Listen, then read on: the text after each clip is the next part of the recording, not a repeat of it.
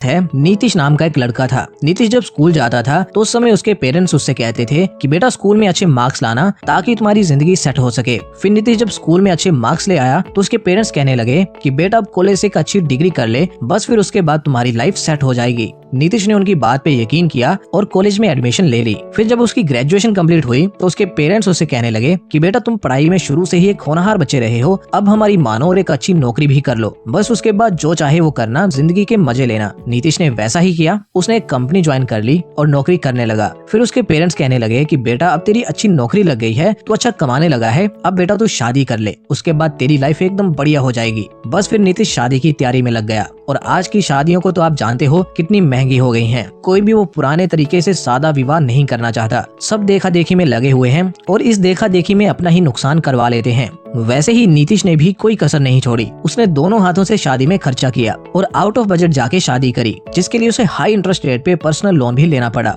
फिर नीतीश की शादी हो गई और अब नीतीश अपनी बीवी की शॉपिंग के खर्चे के साथ साथ अपने पर्सनल लोन की EMIs भी चुका रहा है। लेकिन उसकी मुसीबतें यहीं पे रुकी नहीं, बल्कि और ज्यादा बढ़ती गई, क्योंकि कुछ ही समय बाद उसके बच्चे भी हो गए और फैमिली बड़ी होने लगी। इस समय पे उसके पेरेंट्स और उसकी वाइफ को एक गाड़ी की जरूरत महसूस होने लगी और उन्होंने नीतीश से इस बारे में कहा। नीतीश को मालूम था कि उसकी पर्सनल लोन की चल रही किस्तें उसकी जेब में कितना मोटा छेद कर रही हैं, लेकिन इसके बावजूद भी उसके मिडिल क्लास बिहेवियर ने उसको नई गाड़ी लेने पे मजबूर कर दिया। अब नीतीश के ऊपर 2 लोन हैं, साथ में वाटर और इलेक्ट्रिसिटी जैसे बिल्स एक्स्ट्रा हैं और इन्हीं सब चीजों के कारण नीतीश को एक्स्ट्रा आवर शिफ्ट लगाना पड़ता है, जिससे नीतीश भरी जवानी में ही बुढ़ापे के साइन शो करने लगा है। दिन भर कंप्यूटर स्क्रीन के आगे बैठने के कारण उसकी कमर में दर्द रहने लगा है, जिस कारण वो झुक के चलने लगा है और आंखों पे मोटे मोटे डार्क सर्कल भी बन चुके हैं। नीतीश ने शुरुआत तो करी थी इस मंशा के साथ कि ये सबसे उसकी लाइफ बेहतर होगी, उसे जिंदगी में खुशियां हासिल होंगी, लेकिन इन रियलिटी उसकी जिंदगी के टोटल एल लग चुके हैं। और अभी कहाँ, अभी तो उसके बच्चे बड़े होने बाकी हैं, फिर उनकी स्टडी का खर्चा और उसके ऊपर आ जाएगा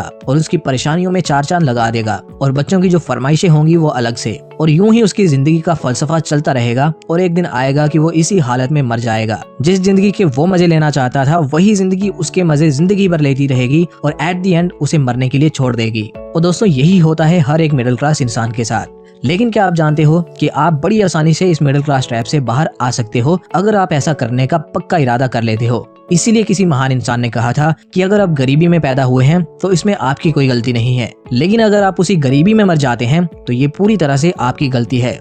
तो आइए दोस्तों, मैं आपको इस गरीबी से बाहर निकलने के लिए पैसों के 4 नियम बताता हूँ। और घबराइए नहीं, ये कोई ऐसे वैसे नियम नहीं है, बल्कि एक जाने माने ऑथर डेव रामसे द्वारा बताए गए नियम हैं, जिन्होंने अपनी बेहद ही प्रसिद्ध किताब द टोटल मनी मेकओवर में बताए हैं।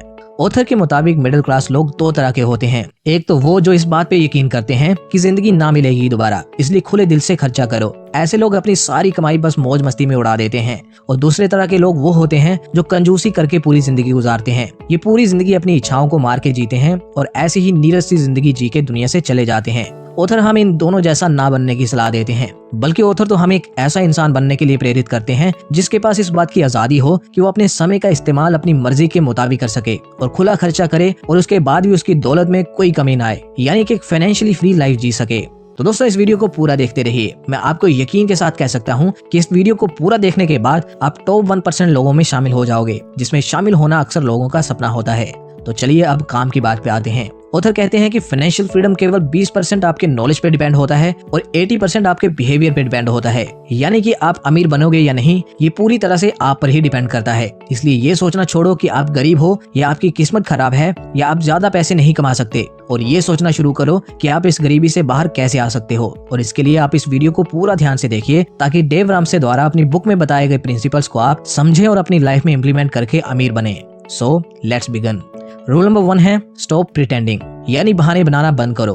ऑथर कहते हैं कि दुनिया में ज्यादातर लोग खुद से झूठ कहते हैं। उनकी हेल्थ अच्छी नहीं होती, फाइनेंशियल कंडीशन अच्छी नहीं होती, लेकिन फिर भी वो ऐसे जीते हैं जैसे कि सब चंगा सी। वो ऐसे प्रिटेंड करते हैं जैसे कि कुछ गलत हो ही नहीं रहा।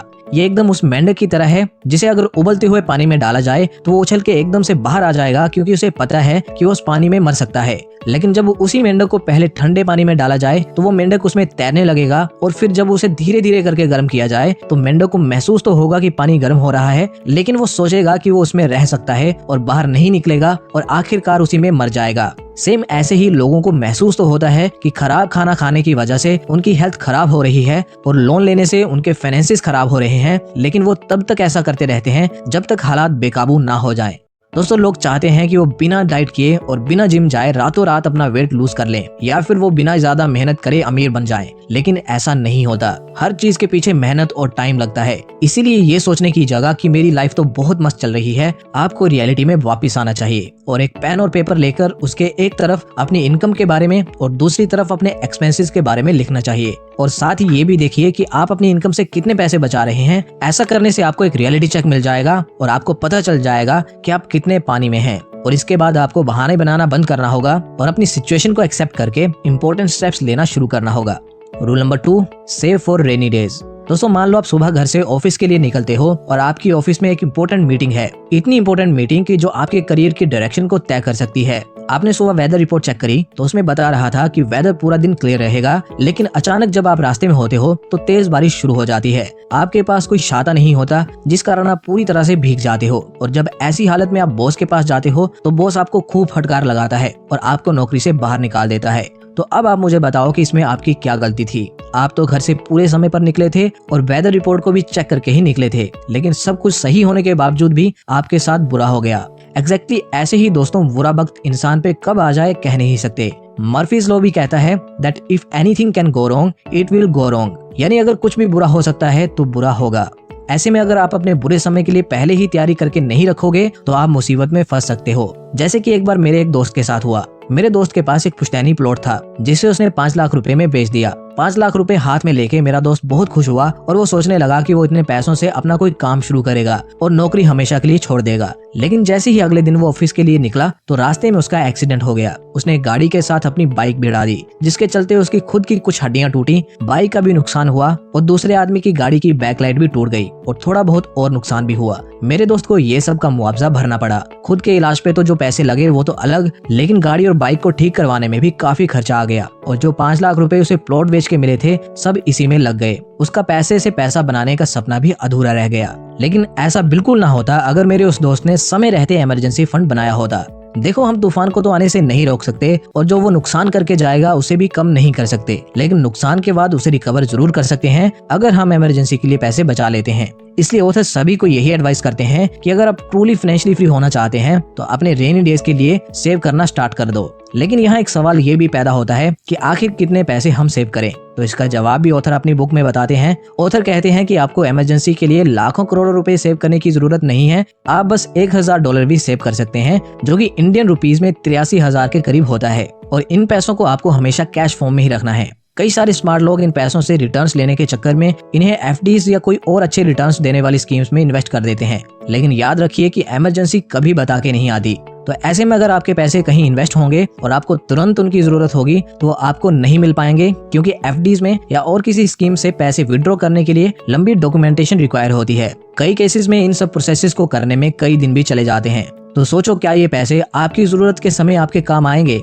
लेकिन वहीं अगर आपने उन पैसों को किसी लॉकर में रखा होगा तो आप उन्हें जब चाहें इस्तेमाल कर पाएंगे। लेकिन याद रहे, ये पैसे केवल इमरजेंसी के लिए हैं। किसी रोड ट्रिप के लिए या किसी और इच्छा के लिए आप इनका इस्तेमाल हरगिज नहीं कर सकते।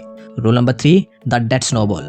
दोस्तों, ऑथर कहते हैं कि जब वो अपने अर्ली 20s में थे तो उनका करियर एकदम सेट था। वो एक रियल एस्टेट इन्वेस्टर बन चुके थे और साल का $2.5 मिलियन कमा रहे थे। लेकिन जब 2008 का क्रैश आया तो उनको भारी नुकसान उठाना पड़ा, और क्योंकि उन्होंने रियल एस्टेट प्रॉपर्टीज को खरीदने के लिए काफी सारा लोन भी लिया था, इसलिए उन्होंने भी बाकी सब लोगों की तरह अपनी सारी वेल्थ गवा दी और उन्हें फिर जीरो से स्टार्ट करना पड़ा। लेकिन इस बुरे समय में ऑथर ने कई सारे लेसन सीखे और एक इम्पोर्टेंट लेसन उन्होंने लोन के बारे में भी सीखा।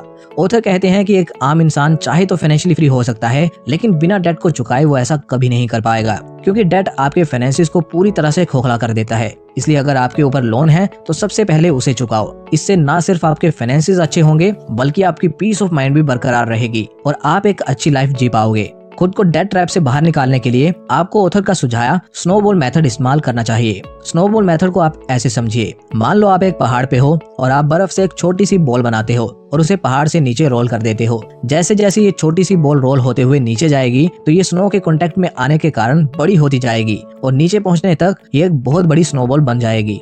ऐसे ही जब लोन को चुकाने की बारी आती है तो आप छोटे से शुरुआत करो और धीरे धीरे बड़े लोन की तरफ जाते जाओ। ऐसे आप देखोगे कि आपको बिना पता चले आप अपना सबसे बड़ा लोन भी पे कर दोगे। जैसे कि अगर आपने बैंक से 2 लाख का लोन लिया है, फिर आपने अपने रिश्तेदार से 80,000 का लोन लिया है और अपने एक दोस्त से 20,000 का लोन लिया है, जिसे आप चुका पाने में खुद को सक्षम महसूस नहीं कर रहे क्योंकि आपको लगने लगा है कि आपके ऊपर तो बहुत ज्यादा लोन हो गया है। लेकिन जब आप अपने लोन्स को बढ़ते क्रम में सजा दोगे और सबसे पहले सबसे छोटे लोन यानी अपने दोस्त से लिए 20,000 के लोन को चुकाओगे, तो फिर आप में उससे बड़े लोन को चुकाने का भी कॉन्फिडेंस आ जाएगा और ऐसे ही धीरे धीरे आप अपने सारे लोन्स को भी एक दिन पे कर दोगे। Rule number 4, safety net fund.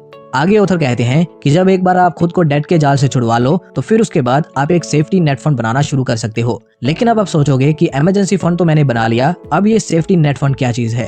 तो दोस्तों, सेफ्टी नेट फंड भी इमरजेंसी फंड की तरह ही है। कैसे, मैं आपको समझाता हूँ। मान लो कि आप एक नौकरी करते हो और आपका सब कुछ एकदम बढ़िया चल रहा है, लेकिन फिर अचानक एक दिन आपको आपका बॉस बुलाता है और आपको नौकरी से निकाल देता है। अब इस पॉइंट पे आप बताओ कि आप क्या करोगे? आपके पास तो कोई प्लान नहीं है और अगर आपको कोई सपोर्ट करने वाला भी नहीं है तो आप तो रोड पे आ जाओगे। इसीलिए एक सेफ्टी नेट फंड बहुत जरूरी है। ये आपके बुरे समय में आपके काम आएगा। एक सेफ्टी नेट फंड बनाना बहुत ही इजी है। आपको बस अपनी इनकम का 3 गुना सेव करना है। यानी कि अगर आपकी इनकम 30,000 है तो 30,000 का 3 गुना यानी कि 90,000 आपको सेव करना होगा। तो अगर आपकी नौकरी किसी कारणवश चली जाती है तो आपकी लाइफ इस सेफ्टी नेट फंड के सहारे 3 महीने तक नॉर्मली चल सकती है, जिससे आपको ये सोचने का मौका मिल जाएगा कि आपको आगे क्या करना है और एक अच्छी नई नौकरी ढूंढने का भी आपको समय मिल जाएगा। दोस्तों, लाइफ बहुत ही अनप्रिडिक्टेबल है। यहाँ कभी भी कुछ भी हो सकता है। इसीलिए ये सोचना कि मेरे साथ तो कुछ भी गलत हो ही नहीं सकता और इमरजेंसी फंड या सेफ्टी नेट फंड ना रेडी करना आपको फाइनेंशियल फ्रीडम से दूर ले जाएगा। इसलिए खुद को बुरे समय के लिए पहले ही तैयार कर लेने में ही समझदारी है। ऐसा करके ही आप फाइनेंशियल फ्रीडम की तरफ अपना कदम बढ़ा पाएंगे। ऑल्सो ऑथर कहते हैं कि आपको अपनी इनकम का एटलीस्ट 15% इन्वेस्ट करना चाहिए, क्योंकि अगर आप इन्वेस्ट नहीं करोगे तो आप कभी भी अमीर नहीं बन पाओगे। दोस्तों, अगर आप अपनी लाइफ में अच्छे चेंजेस चाहते हैं और चाहते हैं कि आप फाइनेंशियली फ्री होकर लाइफ बिताएं, तो आप हमारे इस चैनल को भी सब्सक्राइब कर सकते हैं। हमारा ये चैनल आपके लिए ही डेडिकेटेड है, आपको फाइनेंशियली एजुकेट करने के लिए। दोस्तों, आज की वीडियो में तो बस इतना ही, लेकिन जाने से पहले मैं एक स्वीट सी स्टोरी आपके साथ शेयर करना चाहता हूँ ताकि आप इस बुक की टीचिंग्स को कुछ लाइंस में समझ पाओ।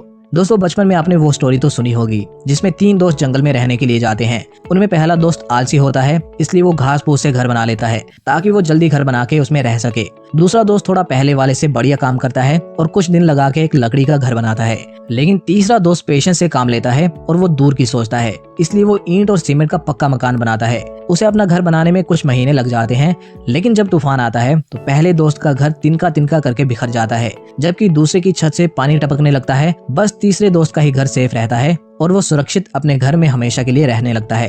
दोस्तों, फाइनेंशियल फ्रीडम भी कुछ इसी तरह से महसूस होती है। जब आप मेहनत के साथ काम करते हो और पेशेंटली वेल्थ को ग्रो होने का मौका देते हो, तो आप महसूस करते हो कि आपने तो वाकई ही एक मजबूत घर बना लिया है जो अब सभी तूफानों को झेलने के लिए रेडी है।